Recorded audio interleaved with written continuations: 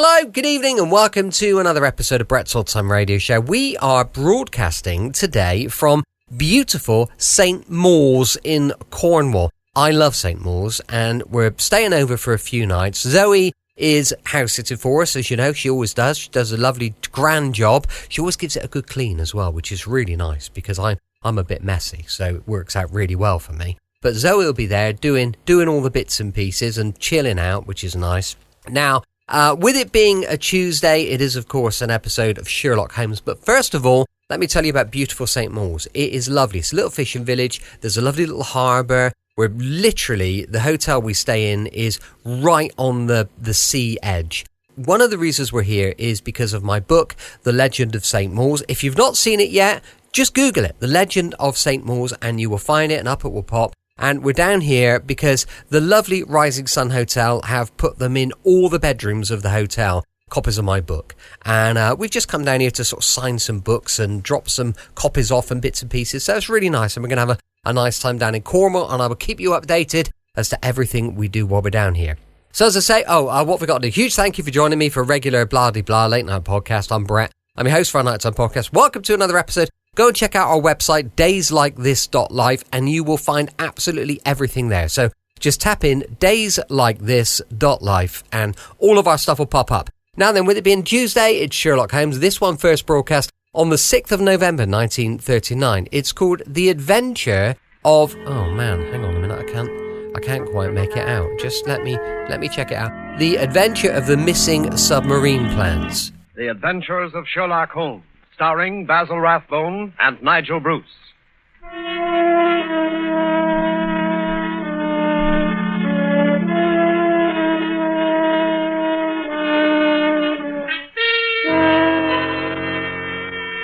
The makers of Grove's bromoquinine tablets bring you another adventure of Sherlock Holmes, with Basil Rathbone as Sherlock Holmes and Nigel Bruce as Dr. Watson. A cold is a miserable thing. A cold may become a dangerous thing. Even a so-called light cold can take a serious turn. Be prompt, be decisive in your treatment of a cold. At the very first sign of a cold, take Grove's bromoquinine tablets. Bromoquinine tablets quickly check the symptoms of a cold, quickly relieve the distress of a cold. They give you speedy results, which are very important. Don't monkey around when you can get such a dependable preparation as Grove's bromoquinine tablets.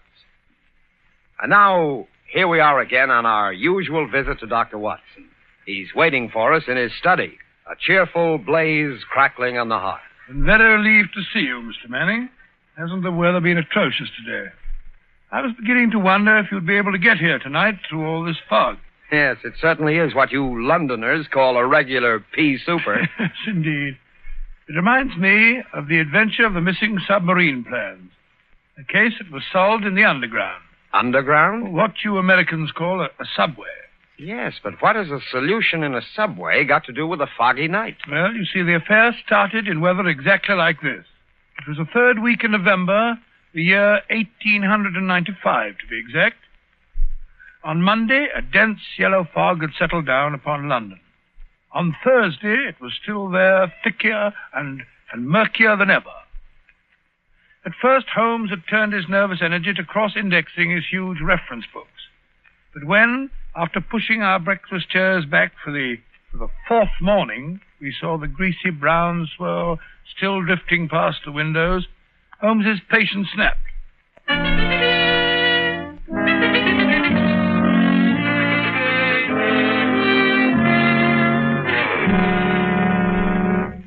Holmes, if you must pace around in circles, I wish you'd change directions now and then. You're making me dizzy. Bah! It's inexcusable, Watson. Inexcusable. No initiative, no imagination. Nothing ever gets done. If you're alluding to the inactivity in this last session of Parliament, my dear Holmes... I'm not speaking of our lawmakers, Watson, but of our lawbreakers. The London criminal is certainly a dull fellow. What makes you say that? Well, look out of the window. Ideal weather for committing a crime. The criminal advances on his intended victim practically unseen. He pounces and disappears into thin air. There have been numerous petty thefts, I believe. Petty thefts, pickpockets, ragamuffins. What's the country coming to? Now, if I were a criminal, Watson... Well, I, for one, would move to America. Oh, hello. Mrs. Hudson's knocking. Excited. What's up, I wonder? Yes, Mrs. Hudson? is it? Oh, a telegram for me. Yes, sir. Very well, thank you. Oh, well, what's it say? Oh, wait until I open it, can't you? Ah, dear me, what next? Most unusual, Watson, most unusual. What's most unusual, Watson? What's it say? Well, it's from my brother, Mycroft. You remember him. He helped us solve the case of the Greek interpreter. He's coming here. Why not? What's so phenomenal about Why that? not? Why not, indeed? It's as startling as it would be to meet a tram car coming down a country lane. Yes, now I come to think of it. Mycroft is rather like a tram car. His rails lead from his Pall Mall lodgings to the Diogenes Club in Whitehall. That's his circle. I wonder what upheaval could have derailed him. Doesn't the telegram explain? It says, must see you about Cadogan West, coming at once. Cadogan West? Cadogan West? Why, that's the young chap who's found dead in the underground on Tuesday morning. I remember reading about it in the papers. Oh? The young man had apparently fallen out of a train and killed himself. He hadn't been robbed, and there was no reason to suspect violence. Quite an uninteresting case, if I remember correctly. And yet, it's serious enough to cause Mycroft to alter his habits. No, Watson. This must be an extraordinary event. Do you recall any other facts about the affair? Yes, I come to think of it, there was one unusual bit came out at the inquest. They were unable to ascertain at what point he entered the train, because his ticket was missing. Strange. What articles were found on the body?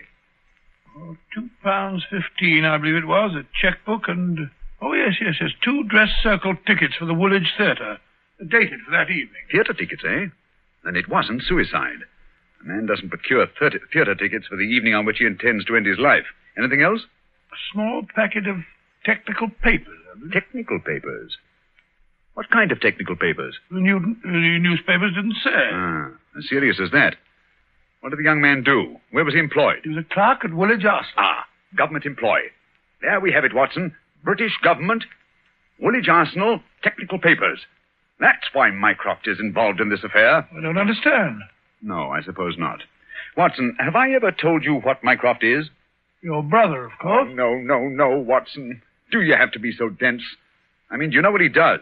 I seem to have some vague recollection that you once told me that he'd held some small office under the British government. It would be more accurate to say, in a way, that he is the British government. What? His position is unique. He made it for himself. As the tidiest and most orderly brain of any man alive, with a great capacity for storing facts and giving them the proper interpretation. The conclusions of every government department are passed on to him. He's the central exchange, the clearinghouse. Again and again, his word has decided the national policy. He thinks of nothing else.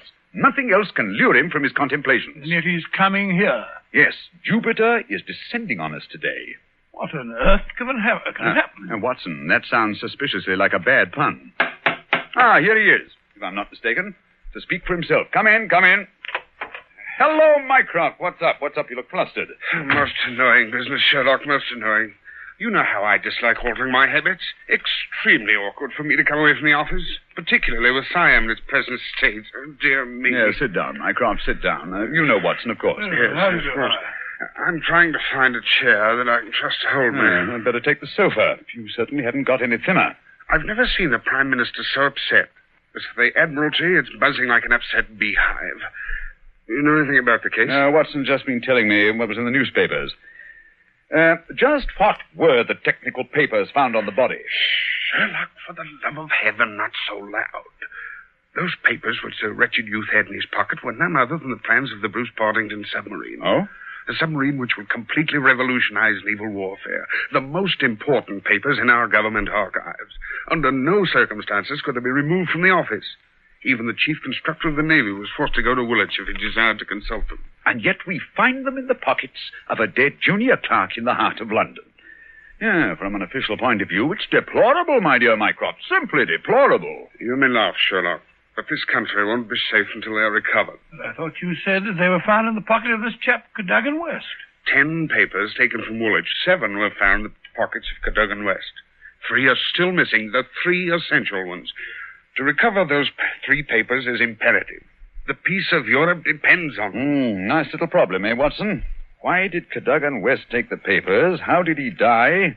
How did his body reach the place where it was found? And where are the missing papers? Find the answer to those questions, Sherlock, and you'll have done your country an invaluable service. Why don't you solve it yourself, Mycroft? I believe you could. Possibly. But it's a question of digging out details. Give me the details, and I can give you the solution from an armchair.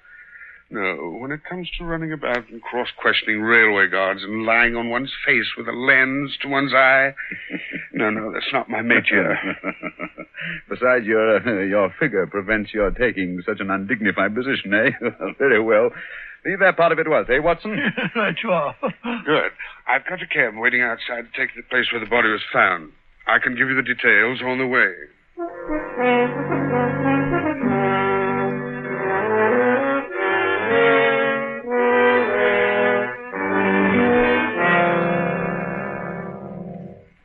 Now, Mycroft, who was the official guardian of these famous papers? No less a personage than Sir James Walter, a gentleman who's grown grey in the service.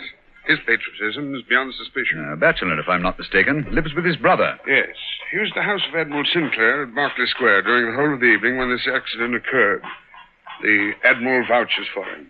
He's one of the two who have the only keys to the safe. And his key was with him all evening? Right. His key, the key to the building, the key to the room. Who was the man with the other key? The senior clerk, Mr. Sidney Johnson. Man of 40, married, silent, morose, with an excellent service record. Any alibi?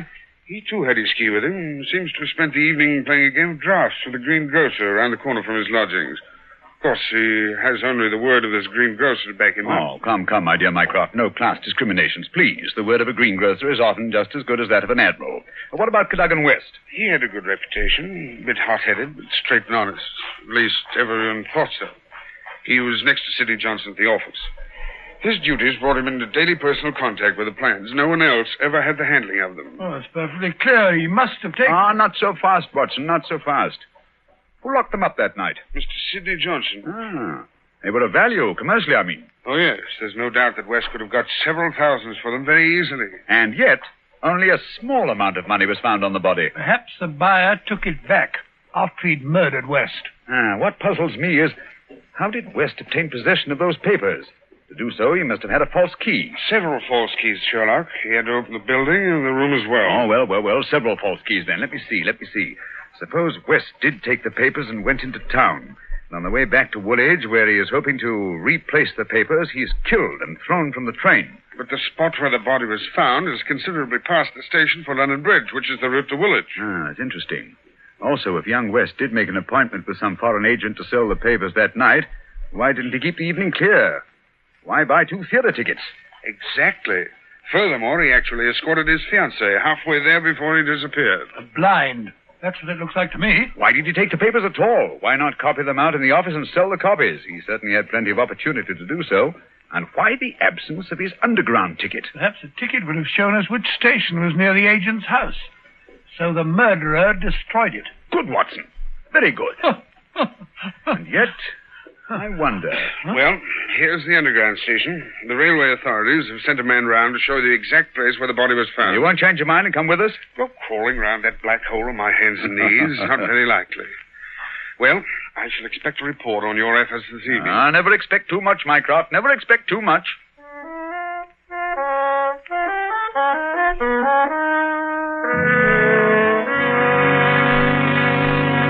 Before we follow Holmes and Watson into the mazes of the London subway system, I have a word of advice. Every year, colds cause a lot of sickness. Every year, they cause a lot of expense and time lost from work. Always regard a cold seriously. Always treat it earnestly. At the first sign of a cold, take Grove's bromoquinine tablets. Bromoquinine tablets are famous relief for the distress of a cold. Their efficacy has been fully established. Bromoquinine tablets go right to work on a cold symptom. They don't waste any time. They don't pull any punches. They quickly relieve the misery of a cold. They help reduce the fever of a cold. Thousands of people keep bromoquinine tablets handy all winter. Thousands of people depend on them as their relief for colds. No other preparation enjoys greater confidence than bromoquinine tablets. Follow the example of millions, and at the first sign of a cold, take Grove's bromoquinine tablets. Get them at any drugstore, a few cents a box. Ask specifically for Grove's, Groves, Bromo, Bromo, quinine, Quinine, Grove's bromoquinine tablets.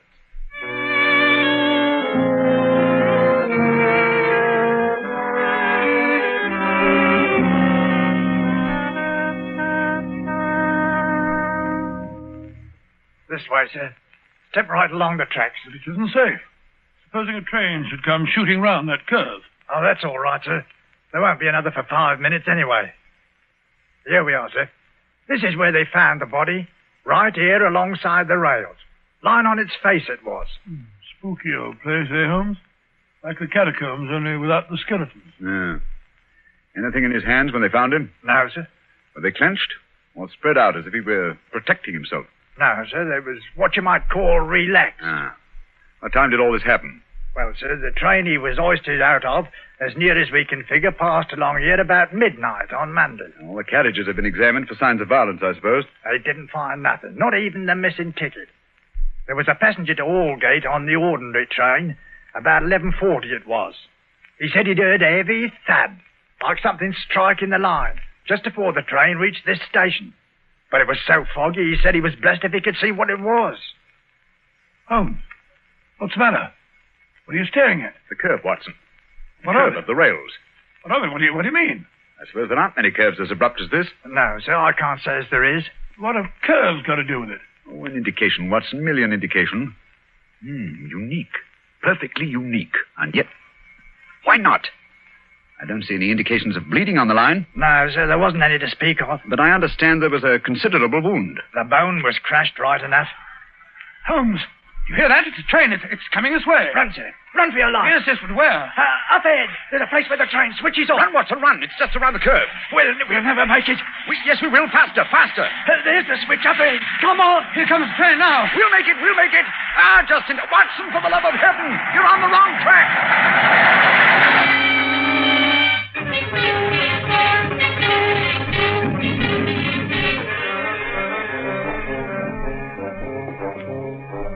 Well, that was a narrow escape, Holmes. I must say my knees are still shaking. Look at the shoulder of my coat where you pulled at me.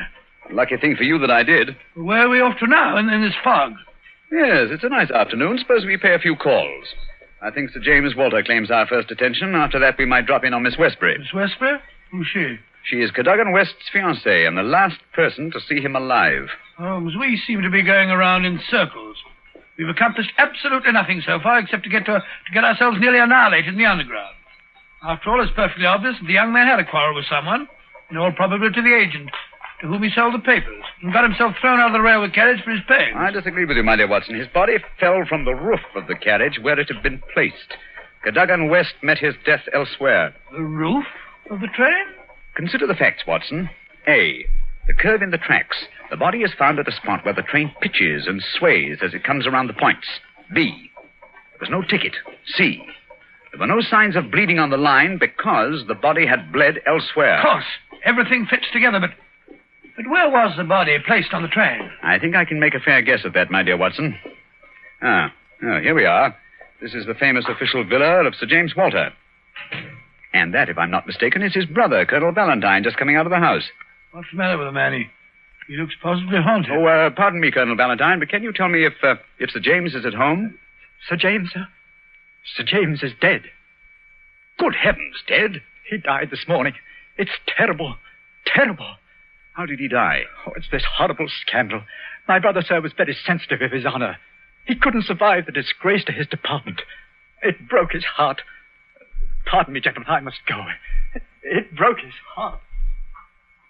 Most appalling development. Eh, Holmes? I wonder if his death was natural, or if the poor fellow killed himself.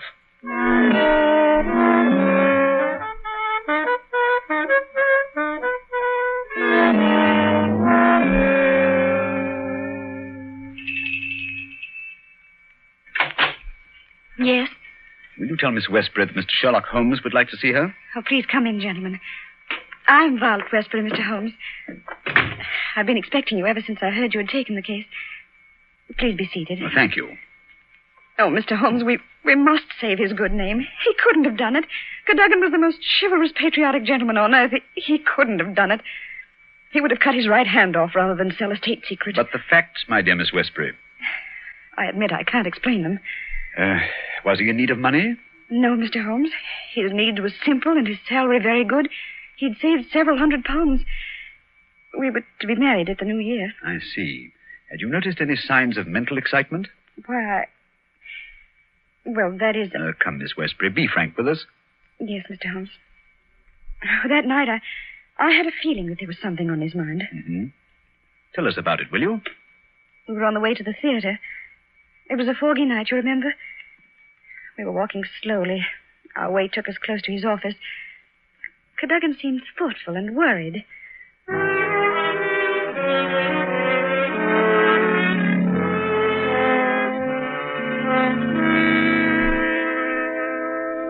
Darling, what's the matter? You haven't said a word for the last 5 minutes. Have I said or done something? Of course not, silly. It's just that I've got something on my mind. Well, why not tell me about it? Perhaps I can help. It's no use, Vi. It's too serious for me to talk about, even to you.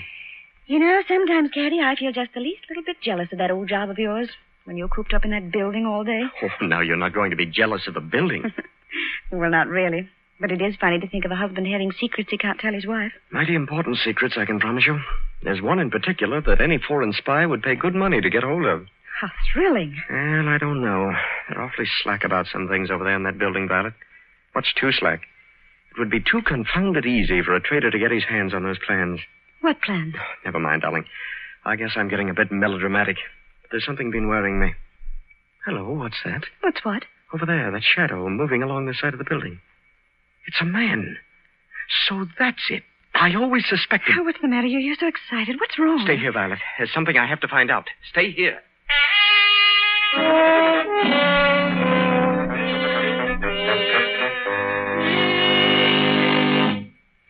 I waited and waited, but he never returned. Oh, Mr. Holmes, if you could only save his honor, it meant so much to him. We shall do our best, Miss Westbury. This shadow, this man moving along the building. Did you see it, too? I think I did, Mr. Holmes. But the night was so foggy, I can't be sure. But there must have been a man. Another man. It couldn't have been Cadogan. Surely character goes for something. Let us hope so. Come along, Watson. We must return home. I'm expecting an answer to some telegrams I sent Mycroft early this afternoon. We've done enough for one day.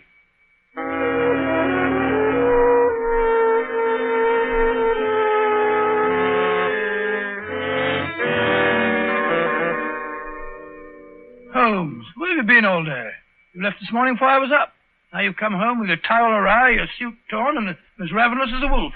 Yes, I've had a bit of exercise, my dear Watson. Pass me the tongue, will you? It would have done you good to go along. Yes, well, what were you doing? Investigating the premises inhabited by foreign spies known to have been in London on last Monday. Mycroft sent me a list of them.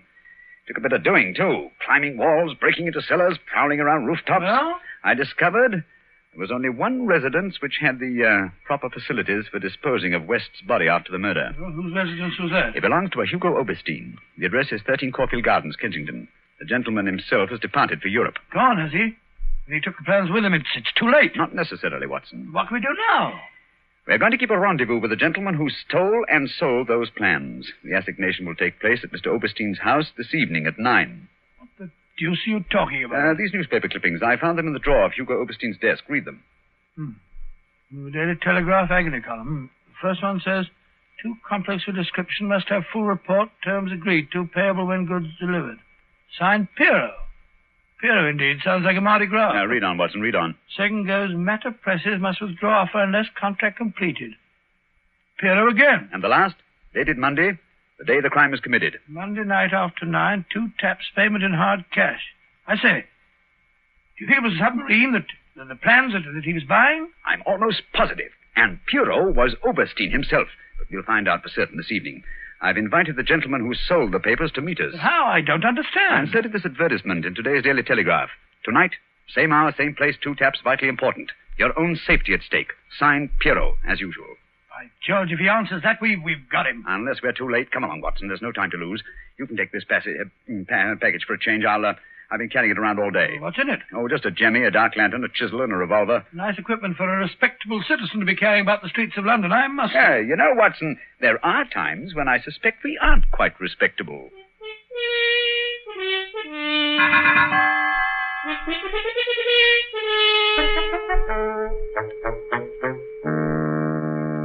Here we are. This is Caulfield Gardens. Thank heavens, it's so foggy. I shouldn't like to be caught in the act of housebreaking. Yeah. Over this wall, Watson. There's a window we can easily pry open in the back. Scale that wall? Come on, hurry up. There's no time to lose. Here. I'll give you a boost. Come on, up you. That's it.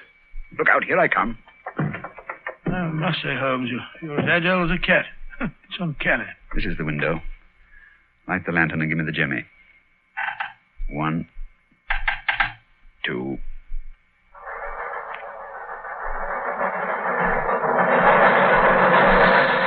Mr. Holmes, the underground runs right past here, almost on the level of these windows. I could have reached out and touched it. Yes, quite convenient, wasn't it? It was here the body was placed on the roof of the train.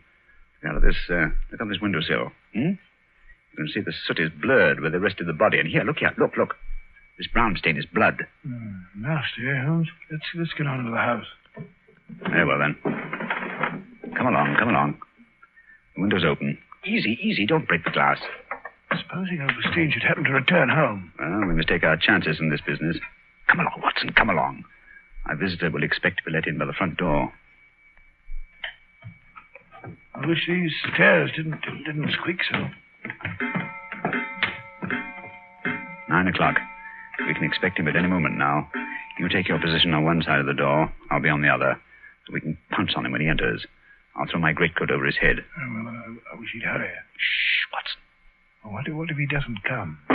There he is. Ready now. I'll open the door. You wanted me? No, you don't. Take that. Easy, Watson, easy. All right, Holmes, I've got him. Well, let's take a look at our catch. Take the overcoat away, Watson. Right. Hi, it's Colonel Valentine Walter, Sir James's brother. Quite. Well, sir, what have you to say for yourself? Why did you steal the Bruce Partington plans? Who are you? What do you know about this? I am Sherlock Holmes, and I know everything. Oh, this is terrible. I'm lost. I didn't realize their importance until my brother killed himself. But I needed the money. I had to have it. Overstein offered to give it to me if I'd let him see the plans. So you took an impression of your brother's key, opened the safe, and procured the papers. Cadogan West saw you leaving the building, followed you here, and you killed him. No, I didn't do that. I swear I didn't do it. No? Then perhaps you'd better tell us who did murder Cadogan West and placed him on the roof of the railway carriage. I'll tell you. I promise you I will. I did the rest. I confess it, but not that. Very well, then. How did it happen? I got the papers, as you've discovered. Made my way through the fog until I reached the door. Once or twice, I fancied I was being followed. I could hear footsteps on the pavement behind me.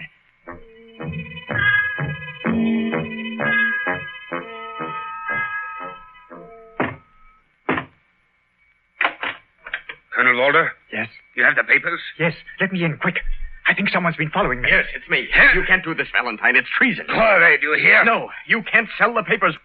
Papa Overstein, he knows how to use a blackjack, eh? You've killed him. So? It's murder. I'm going to get out of this. No. I think different. You will come in here if you do not wish to taste a blackjack, too.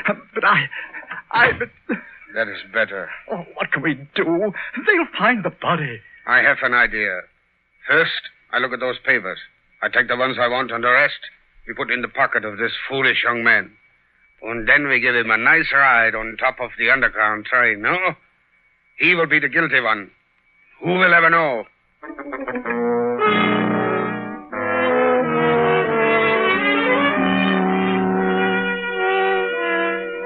What a thoroughly unpleasant gentleman. What a pity that he got away with the papers, Dr. Watson. Oh, but he didn't.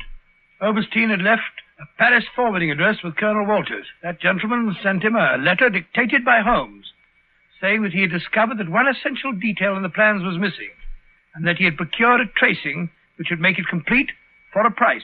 And did Overstein swallow the bait? Did he swallow it? He was arrested as he got off the boat at Folkestone. Some weeks later, I learned, incidentally, that Holmes had spent a day at Windsor Castle and returned with a remarkably fine emerald tie-pin. When I asked him where he got it, he answered it was just a small present from a certain gracious little old lady for whom he'd been able to do a small favor. Yes, and I think I can guess the lady's august name. Elementary, my dear Mr. Manning, elementary. I see. Ladies and gentlemen, in just a moment, Dr. Watson will be back to tell us about next week's story. In the meantime, let us repeat. Watch out for colds. At the first sign of a cold, take Grove's bromoquinine tablets. Bromoquinine tablets are made especially for the relief of colds. In other words, they're specialized medication, and that's what you want. Yes, at the very first sneeze or sniffle, go right to your druggist and get a package of Grove's bromoquinine tablets.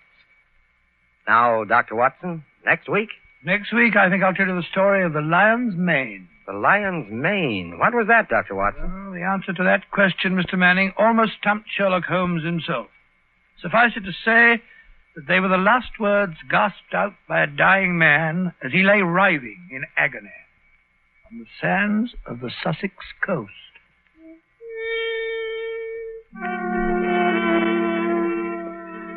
You have been listening to a Sherlock Holmes adventure, adapted from Sir Arthur Conan Doyle's story, The Bruce Partington Plans, with Basil Rathbone as Sherlock Holmes and Nigel Bruce as Dr. Watson. The dramatization was by Edith Miser.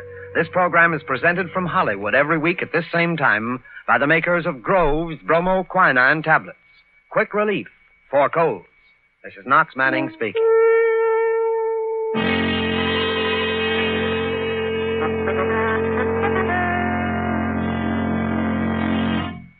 This is the National Broadcasting Company.